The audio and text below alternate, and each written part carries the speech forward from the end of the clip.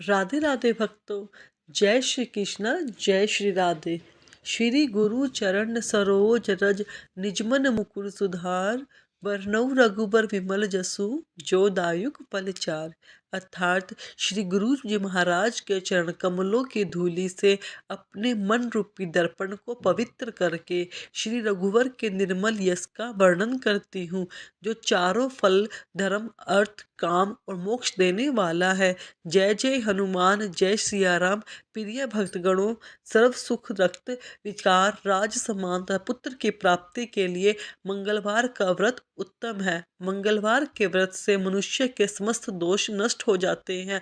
तो इसलिए आज के दिन, मंगलवार के दिन, लाल वस्त्र धारण करके दिन में हनुमान जी का पूजन कर मंगलवार व्रत कथा का श्रवण करना चाहिए। इससे व्यक्ति को बल, बुद्धि और विद्या की प्राप्ति होती है तथा संकट मोचन हनुमान की कृपा से भक्तों के सभी संकट दूर हो जाते हैं। तो मैं आज सुना रही हूँ मंगलवार के दिन सुनी जाने वाली मंगलवार की बड़ी ही दुर्लभ पुराणिक कथा, जिसे आप सभी भक्तगण बड़ी श्रद्धा तथा प्रसन्नचित मन से पूरा विश्वास करके सुनिए। जय सिया राम, जय सिया राम। आइए कथा का श्रवण करते हैं। एक नगर में एक ब्राह्मण परिवार रहा करता था। उस परिवार में सिर्फ पंडित दुर्गेश ही थे। वह अपना जीवन यापन यजमान से मिली दक्षिणा से ही करते थे। माता तो बचपन में ही चल बसी थी। अब पिता का साया भी सर से उठ चुका था। सुबह खाना बनाकर खाते, फिर काम पर चले जाते। शाम को वापसी के बाद आराम भी नहीं करते, आते ही खाना बनाने में जुट जाते। मोहल्ले वालों ने अपने प्रयासों से पंडित जी का विवाह एक गरीब कन्या से करा दिया। अब दुर्गेश खुश थे। अब उन्हें सुबह शाम खाना बना बनाया मिलता था। उसकी पत्नी का नाम सावित्री था। सावित्री गरीब घर की जरूर थी, लेकिन वह गृह कार्य में दक्ष होने के साथ साथ सामाजिक प्रवृत्ति की थी और हनुमान जी की परम भक्त थी। उसके व्यवहार से सभी पड़ोसी खुश थे। वह हर मंगलवार का व्रत किया करती थी। अब इधर पंडित जी का जीवन अच्छे से कट रहा था। कुछ समय बाद सावित्री गर्भवती हो गई। जब सावित्री के पवित्र प्रसव का समय आया तो पंडित जी अपने पड़ोसी की एक दाई को लेकर आए। समय पर सावित्री ने एक सुंदर लड़के को जन्म दिया। अब इधर पंडित जी ने एक नए कपड़े में उसे लपेट लिया और घर से निकल पड़े। कुछ समय के उपरांत वह गंगा के तट पर जा पहुंचे।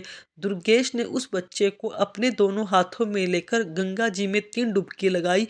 फिर पंडित दुर्गेश जी ने उसकी सीधे कान में कोई मंत्र पढ़कर फूंक मारी और लड़के से दुर्गेश की बात होने लगी। पंडित जी ने उस बच्चे से पूछा, बताओ आप मेरे कर्जदार हो या मैं आपका कर्जदार हूँ, और मैं कितना कर्जदार हूँ। बच्चे ने कहा, मेरे 50 आपके ऊपर हैं, आपने दिए नहीं थे। आपके बच्चों ने भी आपका कर्ज चुकाया था। इतना सुनकर पंडित दुर्गेश ने उसे 50 दिए। बोला, आपको और मेरा हिसाब चुकता हुआ। तब बच्चे ने कहा, हाँ, हिसाब पूरा हुआ। यह बात सुनकर दुर्गेश ने कोई मंत्र पढ़ा और उसके उल्टे कान में फूंक मारी और उसे गंगा जी में प्रवाहित करके अपने घर चले आए। उसने अपनी पत्नी सावित्री को यह कहकर समझा दिया था कि उसका मेरे ऊपर कर्ज था, मैंने उसे चुकता करके उसे वापस भेज दिया है। अगर ऐसा नहीं करता तो वह पता नहीं कब हमारे यहाँ से जाता। उस समय हमें बहुत दुख होता। अब सावित्री अपने पति दुर्गेश की बातों से पूर्णतः संतुष्ट थी। जब सावित्री दोबारा से गर्भवती हुई, समय पर एक सुंदर से पुत्र को जन्म दिया, तो दुर्गेश ने उसके साथ भी वही करना शुरू कर दिया। वह एक बच्चे को सफ़ेद कपड़े में लेकर गंगा के घाट पर चला गया। वहां पहुंचकर गंगा में घुस गया और बच्चे को गंगाजल में 3 डुबकी लगाई। उसके सीधे कान में मंत्र पढ़कर फूंक मारी और बच्चे से बात की। पूछा, हाँ भाई, गंगा मैया के अंदर है हम, तुम मुझे बताओ कि मैं तुम्हारा कर्जदार हूँ या तुम मेरे कर्जदार हो, और कितने हो। तब बच्चे ने कहा, आपका मेरे ऊपर 100 रुपये का कर्जा बकाया है। अब दुर्गेश ने उससे कहा, देखो भाई, हम गंगा जी में खड़े हैं और वचन देते हैं कि हम आपको अपने कर्ज से मुक्त करते हैं। मेरा और आपका सब हिसाब किताब बराबर है। उसने कहा, ठीक है, जब आप वचन दे रहे हो तो ठीक है। इतना कहकर दुर्गेश ने उसके उल्टे कान में फूंक मारी और बच्चे को पुनः अवस्था में उसको गंगा जी में प्रवाहित कर दिया। यह सब करके वह वापस अपने घर पहुंचा। पत्नी सावित्री से बोला, मुझे खाली हाथ देखकर बच्चे के बारे में जानने की आपकी इच्छा होगी तो सुनो, उस पर हमारे 100 रुपये का कर्जा था, तो हमने उसे गंगा पर वचन दे दिया और उसे ऋण मुक्त कर दिया। हम नहीं चाहते कि आगे चलकर वह हमें तड़पा कर जाए। अब सावित्री ने पूछा, ऐसा कैसे? पंडित जी कहने लगे कि जब से तुम मेरे घर आई हो तुमने देखा कि पंडिताई करके जो कुछ भी मिलता है उससे बचत नामात्र की होती है, पर होती तो है। सुबह हमारे सो पे जल्दी ही चुकता कर कर हमें रुलाकर चला जाता। हम आजीवन उसे दुख में जीते रहते। जब हमने उसे ऋण चुकाकर उसे भेज दिया, अभी मोह भी नहीं था तो दुख दुख कैसा? पंडित जी की बात सुनकर सावित्री चुप हो गई। उसके पास उस समय कोई विकल्प नहीं था। फिर भी सावित्री को बहुत दुख था। वह अपनी व्यथा किसी से कह भी नहीं सकती थी, लेकिन अंदर ही अंदर टूट रही थी। अब वह पहले जैसी हंसमुख नहीं रही। उसका कमल सा मुख मुरझाने लगा। एक दिन एक बुढ़िया ने, जो उसकी पड़ोस में रहती थी, उसने कारण जानना चाहा। सावित्री उस बुढ़िया को बहुत मानती थी, इसलिए वह उसके आग्रह को ठुकरा ना सकी और अपनी आप बीती उसे बता दी। बुढ़िया कहने लगी, देखो सावित्री, हमारा राजा बहुत दयालु है। वह सभी की सुनता है। कल तुम मेरे साथ चलना और राजा को सब बातें बताना। सावित्री ने उससे कहा, ठीक है माँ जी। अगले दिन जैसे ही दुर्गेश अपने काम पर गए तो पड़ोसन बुढ़िया आ गई। उसे बोली, चलो चलो। सावित्री तैयार होकर बैठी थी। वह राजा के पास दरबार में गई। वहां पहुंचने के बाद राजा ने उसकी सारी बातें ध्यान से सुनी। सुनकर राजा ने उस बुढ़िया से कहा, अब यह जिम्मेदारी तुम्हारी है कि आगे जब इसके बच्चा होने का हो तो तुम मुझे सूचना देना। सावित्री से कहा, तुम भी भूल मत जाना।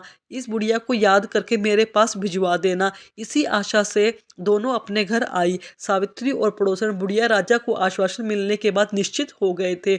बुढ़िया तो पूरी तरह अस्वस्थ थी, लेकिन सावित्री अपने दोनों संतानों के बारे में सोचकर ही सिहर जाती थी, जिसका मुंह भी उसने अच्छी तरह से नहीं देखा था। पर पंडित दुर्गेश को तो कोई दुख ही नहीं था। वह जो कर रहा था अपने भविष्य की सोचकर कर रहा था। दुर्गेश ने अपने असीम प्रेम और स्नेह से सावित्री को महान दुख से उबार लिया था। अब दोनों में परस्पर प्रेम की धारा बहने लगी और सावित्री फिर से हनुमान जी की पूजा अर्चना करने लगी। इसी का प्रताप यह हुआ कि सावित्री ने तीसरी बार गर्भ धारण किया। सावित्री ने अपने पड़ोसन बुढ़िया के माध्यम से राजा को भी संदेश भिजवा दिया। राजा ने उसको समझा दिया कि चिंता मत करना, जब प्रसव होने वाला हो तब मुझे सूचित कर देना, मैं सब कुछ अपने आप देख लूँगा। सावित्री खुश होने के साथ साथ पिछली यादों से परेशान थी। वह हर समय अपनी तीसरी संतान की चिंता में डूबी रहती थी। समय समय पर उसकी पड़ोसन आकर उसे समझा जाती। इस तरह धीरे धीरे गर्भावस्था पूर्ण हुई और प्रसव का समय भी आ गया। सावित्री ने दुर्गेश से कहा, आप पड़ोस वाली बुढ़िया को, माई को मेरे पास छोड़कर दाई को बुला लाओ। पंडित जी पड़ोसन की बुढ़िया को अपनी पत्नी के पास छोड़कर दाई को बुलाने चले गए। सावित्री ने बुढ़िया से कहा, माँ जी, आप राजा को खबर दे दो, इसलिए मैंने आपको पहले ही बुला दिया है। जब तक दाई आई तब तक राजा भी भेष बदलकर दुर्गेश के घर पहुंचा और इधर उधर टहलने लगा। कुछ समय के पश्चात शिशु के रोने की आवाज आने लगी। तभी पंडित जी अंदर गए और एक साफ नए कपड़े में उसे लेकर घर से निकल गए। जब राजा ने दुर्गेश को बाहर जाते निकलते देखा तो राजा भी उसके पीछे पीछे निश्चित दूरी बनाकर चलने लगा। कुछ समय के पश्चात दुर्गेश गंगा के तट पर पहुंचा। बच्चे को लेकर वह गंगा में घुस गया और कमर तक जल में जाकर रुक गया। अब दुर्गेश ने बच्चे को 3 डुबकी लगवाई, उसके सीधे कान में एक फूंक मारी और सीधे कान में एक मंत्र बोला। अब बच्चा बात करने में सक्षम था। तब दुर्गेश ने उससे पूछा, बताओ, मेरा कर्ज आपके ऊपर है या आपके ऊपर मेरा कर्ज है और कितना है? तब बच्चा कहने लगा, आपका मेरे ऊपर 10,000 का कर्ज है, जिसे मेरे बच्चों ने भी नहीं चुकता किया था।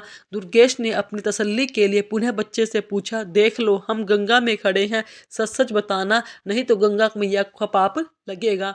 यह सुनकर बच्चे ने कहा, सच सच कह रहा हूँ, मेरे ऊपर आपका 10,000 का कर्ज है। पंडित जी ने बच्चे के उल्टे कान में फूंक मारी। बच्चा अपने असली रूप में आकर रोने लगा। अब राजा दूर से सारा अदृश्य देख रहा था।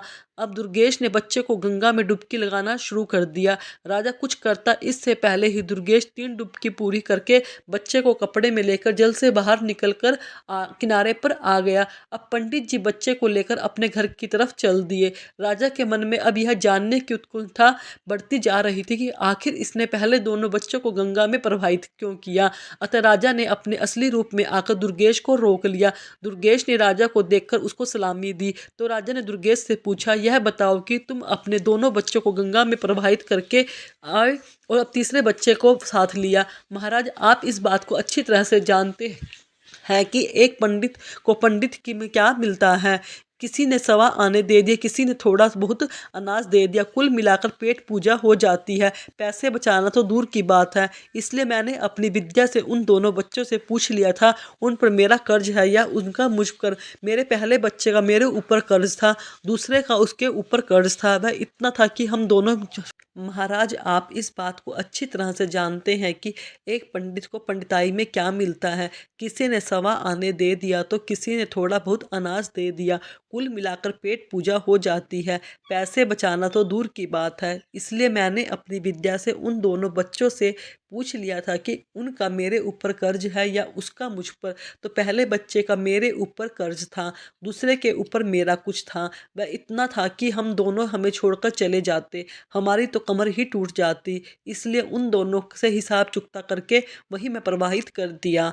राजा ने कहा कि इसे क्यों बचाया। पंडित दुर्गेश कहने लगे कि इस पर मेरा 10,000 रुपये का कर्ज है। उम्मीद है यह हमारा अंतिम संस्कार अपने हाथों से ही करेगा।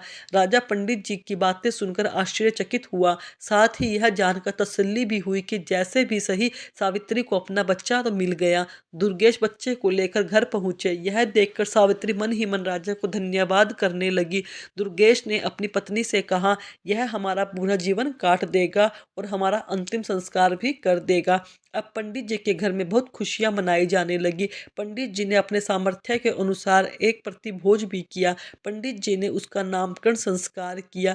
जन्म ग्रह नक्षत्र के हिसाब से उसका नाम का अक्षर च से था।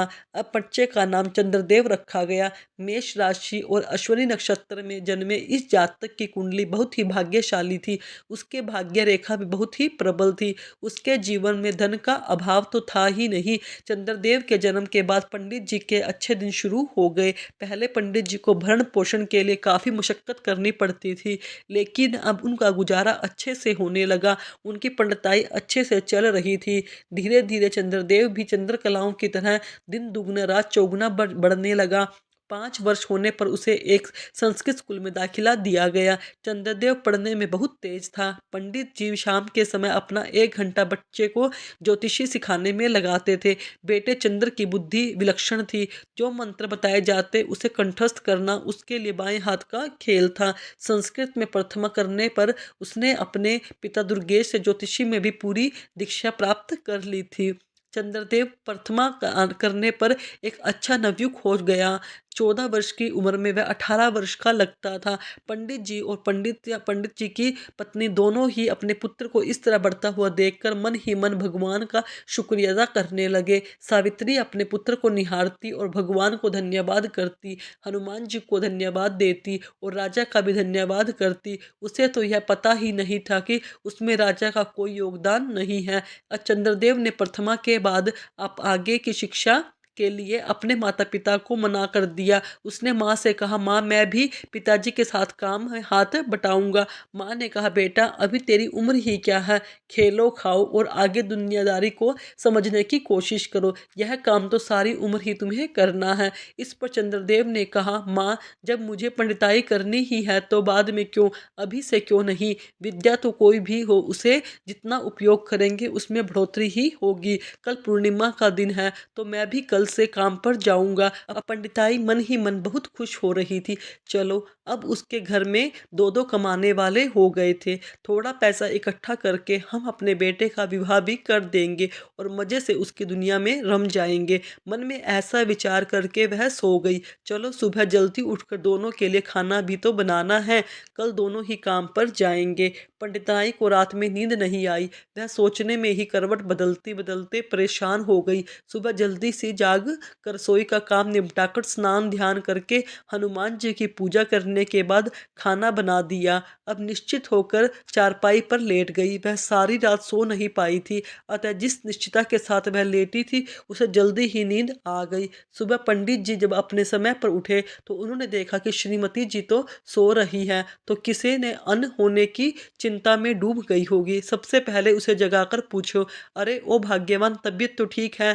कहते हुए उसके माथे को छूकर देखा तो सावित्री ने उससे कह दिया, मेरी तबीयत बिल्कुल ठीक है, थोड़ा जल्दी उठ गई थी, सारा काम करके मैं लेट गई हूँ और नींद आ गई। आप अपने नित्य कर्म करो, खाना तैयार है।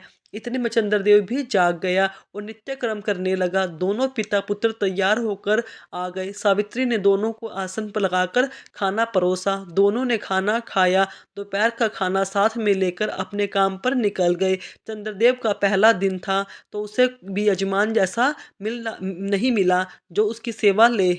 उसे धीरे धीरे शाम होने लगी। चंद्रदेव उदास मन से घर के लिए रवाना हुए। थके कदमों से वह घर की तरफ जा रहा था। अचानक उसके मुख पर गरम गरम पानी की कुछ बूंदें गिरी। उसने अपनी नज़र ऊपर उठाई तो देखा एक बहुत ही सुंदर स्त्री अपनी आंखों से आंसू बहा रही थी। उसी के आंसू की बूंदें चंद्रदेव के ऊपर गिरी थी। चंद्रदेव रुक गया और उससे पूछने लगा, बहन आपको क्या दुख है, मुझे बताओ, हो सकता है मैं आपकी कोई मदद कर सकूं। ऊपर से उस स्त्री ने देखा कि एक नौजवान लड़का तिलक छाप राम नाम की पीताम्बर डाले नीचे खड़ा है। वह बड़ा पंडित लग रहा था। उसे देखकर ऐसा लग रहा था कि मानो अभी अभी काशी से आ रहा हो। उस स्त्री ने कहा, अरे तेरे जैसे कितने आए और ठोकर खाकर चले गए। मेरा तो विश्वास ही उठ गया है तुम्हारे जैसे ढोंगी पंडितों से। इतना सुनकर चंद्रदेव बहुत ही विचलित हुआ और मन में विचार किया कि इस महिला को कुछ ना मिलने पर भी इसकी परेशानी का कारण जानकर उसका समाधान अवश्य करूंगा। उधर से महिला ने कहा, मैं तुम्हें कोई पैसा या दक्षिणा देने वाली नहीं हूँ। चंद्रदेव ने कहा, माता जी नीचे तो आ जाओ ना, हाथ दिखाओ और बताओ समस्या क्या है। वह स्त्री नीचे आई और कहने लगी, देखो मैं पहले से ही तुम्हें बता देती हूँ, मैं तुम्हें कोई दान दक्षिणा देने वाली नहीं हूँ। बाद में तुम दक्षिणा के नाम पर मुझे ठगना चाहो तो। चंद्रदेव ने कहा, बहन मैं कोई ढोंगी नहीं हूँ, इसी शहर का निवासी पंडित दुर्गेश जी का पुत्र हूँ। मेरा नाम चंद्रदेव है। मैं एक ज्योतिषी हूँ, इसी मोहल्ले में रहता हूँ। हाँ, दूसरी बात, मैं आपका रोना दुख देख नहीं सकता, इसलिए पूछ रहा हूँ कि अब आपकी मर्जी है, जानना चाहती हो या नहीं। वह स्त्री कहने लगी, ठीक है, तुम जो भी कहो इतना समझ लो, मैं तुम्हें पैसा देने वाली नहीं हूँ। चंद्रदेव कहने लगे, ठीक है, मैं पैसे मांग कब रहा हूँ। तो वह स्त्री बोली, अगर तुम्हारी बातें सही निकली तो मैं तुम्हारे घर पर दक्षिणा भिजवा दूंगी। चंद्रदेव कहने लगा, बताओ समस्या क्या है। उस स्त्री ने कहा, मेरे पति परदेश गए हुए हैं, अभी तक वापस नहीं आए, ना ही कोई सुखद पत्र उन्होंने भेजा है। मैं केवल यह जानना चाहती हूँ कि वह ठीक है और कब वापस आएंगे। चंद्रदेव ने कहा, आपने दो प्रश्न पूछे हैं, इन दोनों में से आप किसके बारे में पहले जानना चाहती हैं। तो स्त्री बोली, दोनों प्रश्नों के बारे में जानना चाहती हूँ। चंद्रदेव कहने लगा, नहीं। उस स्त्री ने कहा, क्यों। तो उसने बताया, क्योंकि मैं मुक्त में हूँ, मैं केवल एक ही बात बताऊंगा, अब तुम फैसला करो कौन सी बात पूछना चाहती हो। स्त्री चुप हो गई, दिमाग का इस्तेमाल करने लगी, सोचने लगी कि कौन सा प्रश्न पहले पूछूं, आने पर दिख जाएंगे, दूसरा स्वस्थ होंगे तभी तो आएंगे। ऐसा विचार कर कर स्त्री ने कहा, आप केवल यह बता दीजिए कि मेरे पति कब तक आएंगे। चंद्रदेव ने अपना पत्र निकाला और उसमें देखने लगा। अपनी उंगलियों पर गणना करके करीब आधा घंटे की गणना के बाद उसने कहा, सुनो, आपके पति आज रात्रि में ही आ जाएंगे। स्त्री बोली, क्या पागल हो गए हो, ढोंगी कहीं के, मुझे बेवकूफ़ समझा है क्या। चंद्रदेव ने कहा। वो स्त्री ऐसे बोली, पैसे का लालच होगा। चंद्रदेव बोला, बहन जब कह दिया कि मुफ्त में ही सवाल बताऊंगा, फिर यह सी बात क्यों कह रही हो आप। स्त्री कहने लगी कि अभी तक तो मुझे किसी ने भी कुछ भी नहीं बताया। चंद्रदेव बोला, बहन मैं ज्योतिषी हूँ, ठग नहीं, अब तक आपको ठगों से पाला पड़ा होगा। मैं अपनी विद्या के अनुसार बता रहा हूँ कि आपके पति रात्रि में 12 बजे तक आ जाएंगे। वह स्त्री बोली, आप सही कह रहे हैं, मेरे साथ ठगी हो चुकी है, इसलिए अब मैं किसी और पर विश्वास नहीं कर सकती, किसी को पहले पैसा भी नहीं दूंगी। चंद्रदेव कहने लगा, बहन मैंने तो पहले ही कहा था, मुक्त का मतलब, अगर आपको मुफ्त सही लगे तो ले, नहीं तो रहने दो, दक्षिणा जो उचित समझो भिजवा देना। उसने कहा, अच्छा अच्छा ज्योतिषी जी, तो आप कह रहे थे कि हमारे पति आज रात आ जाएंगे। चंद्रदेव कहने लगा, आज रात्रि के ठीक 12 बजे आपके पति आ जाएंगे। सुनो, वह पैदल नहीं आएंगे, वह हाथी पर आएंगे और बहुत सारा धन लेकर आएंगे। वह कहने लगी कि मैं तुम्हें बता दूं कि जितना लाएंगे उसका आधा आपको दक्षिणा भिजवा दूंगी। चंद्रदेव ने कहा अच्छा तो अब मैं चलता हूँ। स्त्री कहने लगी ठीक है जाओ चंद्रदेव। वहां से वह अपने घर के लिए निकल पड़ा। रास्ते में सोचता जा रहा था पहले दिन बोहनी तो नहीं हुई, उधार हुआ है, यही मन में सोचते सोचते घर पहुंचा। अब अपने पुत्र को आया देखकर सावित्री मन ही मन सोचने लगे कि मेरा लाडला इतनी देर से आया है, कमाई भी अच्छी करके आया होगा। सोचते हुए उसने दरवाजा खोला, चंद्रदेव को गुनगुना पानी लाकर दिया और कहने लगी बेटा हाथ मुंह धो लो, थकी हारे आए हो, खाना खा लो। कहने लगी तुम्हारे पिताजी तुम्हारा इंतजार कर रहे हैं और भूखे बैठे हैं। चंद्रदेव ने कहा अच्छा माँ मैं अभी हाथ मुंह धोकर आता हूँ। कुछ ही देर में चंद्रदेव हाथ मुंह धोकर आया। उसकी माता ने दोनों के लिए आसन लगा दिया और खाना परोसा। तभी माता ने पूछा बेटे कैसा रहा तुम्हारा आज का दिन।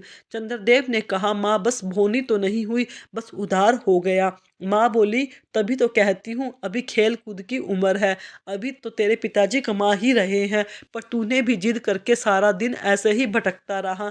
चल उधार ही किया तो क्या पता आपका पता आया क्या कि नहीं। इन्हीं बातों का चलते चलते खाना खा लिया। सब लोग खाकर सो गए। इधर जो वह स्त्री थी वह अपने पति का इंतजार करने लगी। इंतजार करते करते रात के ठीक 12 बज गए और सच में उसका पति हाथी पर बैठकर अपने घर आ गया। उसने दरवाज़ा खुलवाया, उसकी पत्नी ने दरवाज़ा खोला। वह सोचकर बड़ी ही प्रसन्न हुई, वाकई में वह लड़का बहुत ही बड़ा ज्योतिषी है, उसे इनाम देना चाहिए। इसलिए उसने अपने पति से कहा जाओ सबसे पहले पंडित दुर्गेश के घर जाओ और उसे उसका इनाम दो, उसी की वजह से मुझे पता चला कि तुम आने वाले हो, उसके बाद ही घर में कदम रखना। अब वह आदमी बहुत समझदार था। भाग्यवान पहले घर में तो आने दो, नहीं पहले जब तक दक्षिणा देकर नहीं आओगे घर में कदम मत रखना। अब यह ठीक है कहकर पंडित दुर्गेश के घर चला गया। आधी रात में दरवाजा खुलवाया। पंडिताइन को एक थाली सोना चांदी जवाहरात देकर कहा कि पंडिताइनी यह तुम्हारे बेटे की दक्षिणा है। तुम्हारे बेटे ने भविष्यवाणी की थी कि उसी से प्रसन्न होकर मेरी स्त्री ने यह भिजवाया है। वह देकर अपने घर चला गया। पंडितानी इतना सारा सोना चांदी देखकर बड़ी खुश हुई। उपरात को अंदर रखकर डलिया से ढककर मन ही मन सोचने लगी कि पंडित जी ने तो बस ऐसे ही कहा कि मेरे बेटे में एक ही दिन में घर भर दिया। अब यह कहकर वह सो गई। जब वह सुबह हुई तो पंडित दुर्गेश अपने नित्य कर्म करके उठकर देखने लगे पंडिताइन अभी तक सो रही है। उन्होंने कहा पंडिताइनी आज क्या हुआ, अभी तक सोई हो।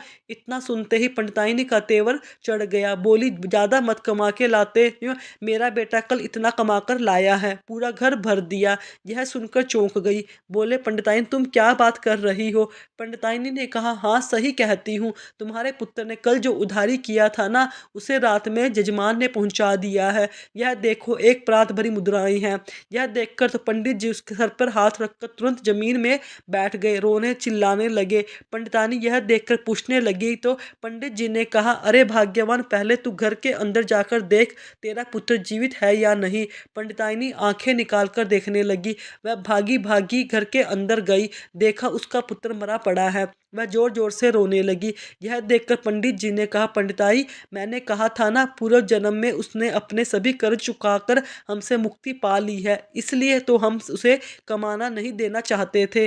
अब तुम हनुमान जी की पूजा करो, अब वही तुम्हारे पुत्र को वापस ला सकते हैं। यह सुनकर पंडित बिना अन्न पानी के एक हफ्ते तक उपवास करती रही। जब पूरा हफ्ता हो गया तब मरणसन हो गई। यह देखकर हनुमान जी भी बड़ी प्रसन्न हुए। बोले यदि मैंने इस ब्राह्मणी को दर्शन नहीं दिए तो सभी भक्तों का मुझ पर से विश्वास उठ जाएगा। यह सोचकर हनुमान जी महाराज पंडिताइन के घर पर उसकी कुटिया में प्रकट हुए और बोले पंडिताई तुमने मंगलवार का व्रत करके मुझे बड़ा ही प्रसन्न किया है। तुम लगातार हर मंगलवार व्रत नियम से करती आई हो, मांगो तुम्हें क्या चाहिए। पंडिताइन ने कहा कि मुझे सोना अन्न धन कुछ भी नहीं चाहिए, मुझे बस मेरा पुत्र चाहिए। हनुमान जी ने कहा उसके भाग्य में जो लिखा हुआ था वही। वो पंडिताइन ने कहा नहीं पहले तो 2 पुत्र चले गए, पंडित जी ने मुझे आंख भरकर देखने भी नहीं दिया, इसलिए मैं चाहती हूँ कि आप इस पुत्र को मुझे वापस कर दो। प्रिय भक्तों उस पंडिताइन की कठिन तपस्या से प्रसन्न होकर हनुमान जी ने तथास्तु कह दिया और कहा पंडिताइन जरा कमरे के अंदर जाकर तो देखो तुम्हारा पुत्र तुम्हें बुला रहा है। पंडिताइन ने जैसे ही पुत्र के कमरे में कदम रखा उसका पुत्र हंसता खेलता अपनी माँ के चरणों